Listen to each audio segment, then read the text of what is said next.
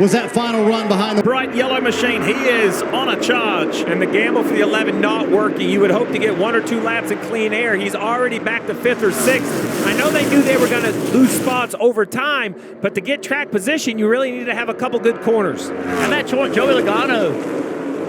He is flying on this restart. Whoa, look out! Elliott's gone. Keselowski, Reddick, 2 playoff drivers in this wreck. And the car goes over. Tyler Reddick has flipped. Yep, I'm good. My goodness, what was the catalyst? How did that start? Restarts.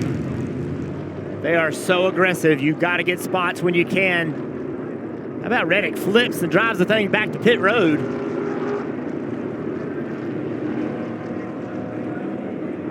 Oh, that's a bad sign right there, Steve. Yeah, I believe it's the left front that has the issue. Let's check it out, Diff. So Reddick is up high. We'll look at the 45, the Jumpman car. There's contact. Contact maybe with Truex and Elliott. That was the spark. It is. Truex and Elliott side by side. I don't know if it's contact or just arrow tight, but the 9 of Elliott up the racetrack, not meaning to, catches the 45. Around goes the 45, and as the 45 gets in here, he hops onto the quarter mile and gets upside down. Crazy looking accident for Tyler Reddick in the 45. Ah, that is crazy. Listen to this.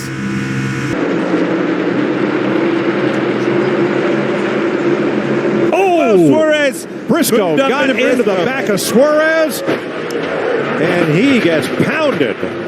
Dang it. Oh, Buscher's upside down. I think he hooked a drain.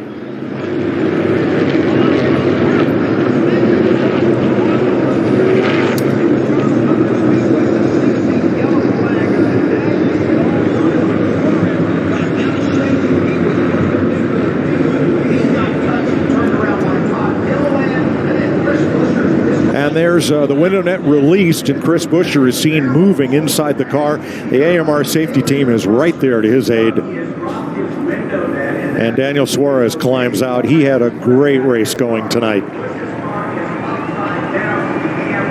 You see Suarez come up, just wasn't clear. Caught the 14, gets sideways, and here comes the impact. Hard hit. You see him spinning.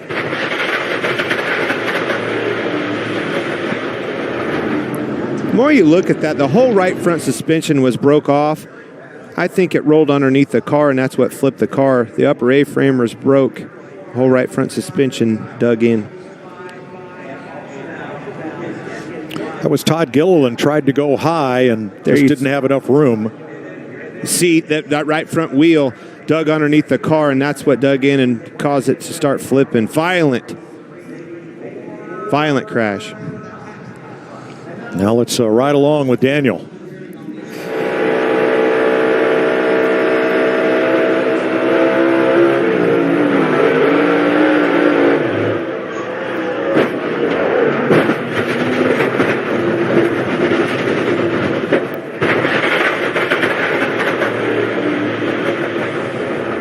I'm going to tell you, if you're Chris Buescher in that position. Well, to Clint's point, Kyle Busch in the 18 car had that discussion a few moments ago with his team about when Denny Hamlin is pushing him through the corners, how much it changes the effects of that race car, whether it's loose or tight, depending on which side of the bumper Denny gets to. Told Denny to calm down just a little bit back there. Denny said he was just trying to learn for later. Oh no! Big crash on the back straightaway takes out William Byron, Kyle Busch, and Harrison Burton. Oh, crap. Somebody was upside down. Who it was. Lap 63. Caution number 3. I would say it's that 21 car, it looks like, by looking at the roof. Alex Bowman's in it. Somebody took a hard shot to the rear bumper that we saw on the onboard camera. Around it went. Ross Chastain involved. Now watch the 21 up high with Brad Keselowski behind. He's flanked off that right-hand side.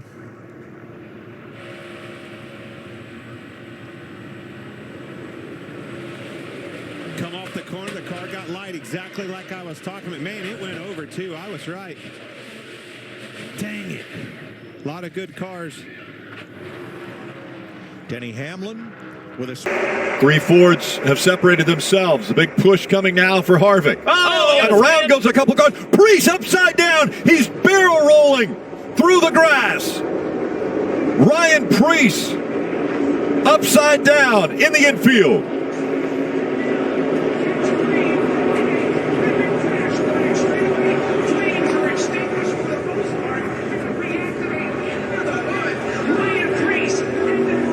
Caution has come out. He's on his wheels. There was fire off the left side of the car. A huge barrel roll for Preece and the AMR safety crew there to him.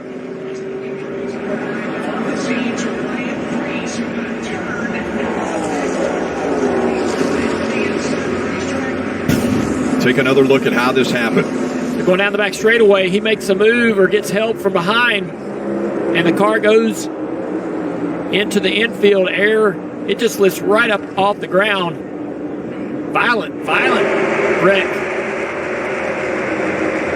It's a push from the 43 car, and it's airborne. I mean, I thought that maybe it hit, the road course or some curbing or something on the road course. The kink lifted that car, but it was just traveling so fast.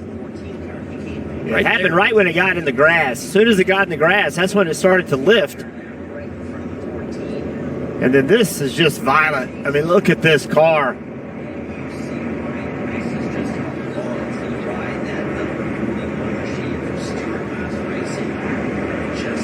That is just amazing that something that weighs over 3,500 pounds can get in the air like that.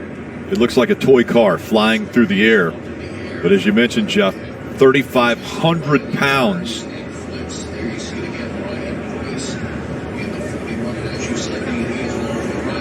Such a violent accident for Ryan Preece. Thankfully lands on the wheels. Corey LaJoie bringing out the caution. He was just upside down. Rolled back over onto his tires once he hit the grass. Great sign right there when you see the window net come down. But oh, what a wild ride Corey LaJoie just had. Slid forever on the roof down the backstretch. Then the grass got him tumbling again. You see the damage to the roof of the race car. I happened to look out of the window and I saw he was in the air. See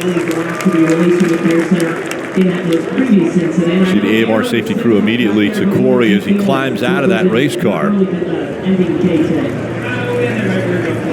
Remember, these cars over 3,000 pounds, and take a look at how he gets upside down.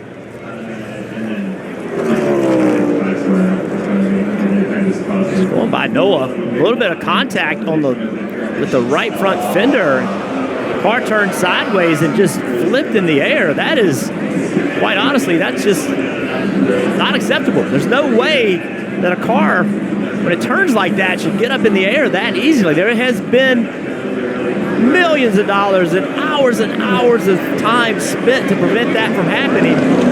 That's going to catch everybody by surprise. And you see right there a slide that gives you a great view of the whole underbody we talk about, the underwing, everything that people talk about for damage. And then here it catches the grass and a couple pretty violent tumbles. I mean, you said it, Rick, 3,000 pounds. It looks like a Matchbox car just tumbling through the grass. Let's watch it again, Jeff. This is earlier. A big run. This was earlier. So this was, they were racing, this was the lap before. And, obviously drivers upset at each other. But, right here, I just feel like, he's just turning, right? And I can't tell from this shot if Noah comes down or not, but either way, this car to get in the air like that is shocking. And Steve, you've shown us over and over when those flaps open up, that's supposed to help keep these cars on the ground. We saw the flaps open up there, but that thing immediately got upside down. Long as possible in case that caution flag comes out. It is Reddick at the white flag with 1 lap to go, sponsored by Credit One Bank. McDowell back to the point by a foot.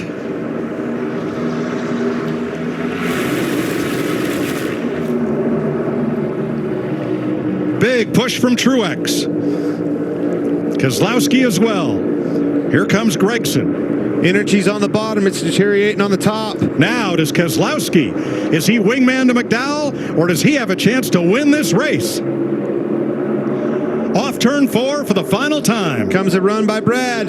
There he goes to make his move. He's going to switch back over. Oh, the block, and around goes the 34. And Reddick steals one. That was almost exactly how Brad won this race, his first race. Huge wreck here, guys. Reddick. Oh my God! Great work, guys!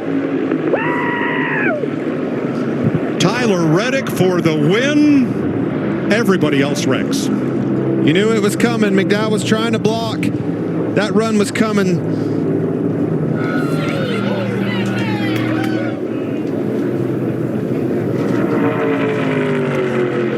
A dejected Michael McDowell drops the window net. Great work, guys! Didn't make it across the start-finish line either.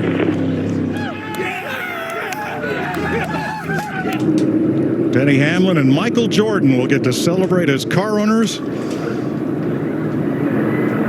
It'll take a while to get the list of cars involved.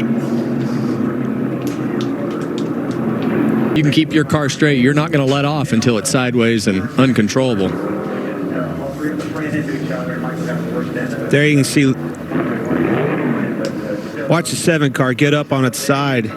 Oh, it's upside down. Upside down. Underneath Josh Berry. And it's still sliding on its side all the way down the wall. Yeah, he's going to finish the race. Look at that. That is wild. I thought I saw that. LaJoy, 19th.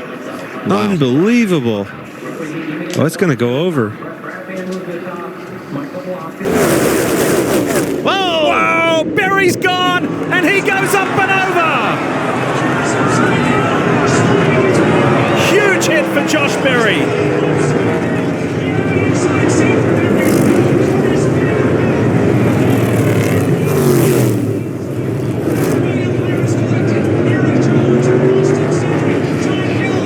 Eric Jones is involved.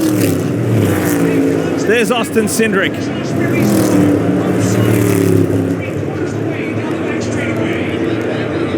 That was wild.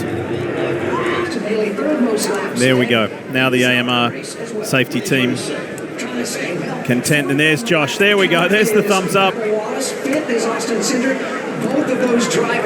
That's his car, how quickly, when it gets spun, contact, the 2 is getting pushed, and as soon as that car was pushing him, got turned around and went. This is what scared me, because Josh is hanging on his belts. He's not in his seat. He's hanging on his belts and has that frontal impact. Everything that went right for the 34 to set his car back on the wheels didn't go right for Josh Berry, and I'm with you, Jeff. The flip is the first concern, but then the hit into the wall when gravity is pulling you out of the seat is just different. Multi-point harness is trying to hold your hips and your lower body tight into that seat. But as you run all day, the heat, the sweat, everything kind of loosens up a little bit. You have to keep tugging on those belts. It was so great for Josh to get out. And again, that speaks to the structural integrity. Here's the view from Austin Dillon. Oh,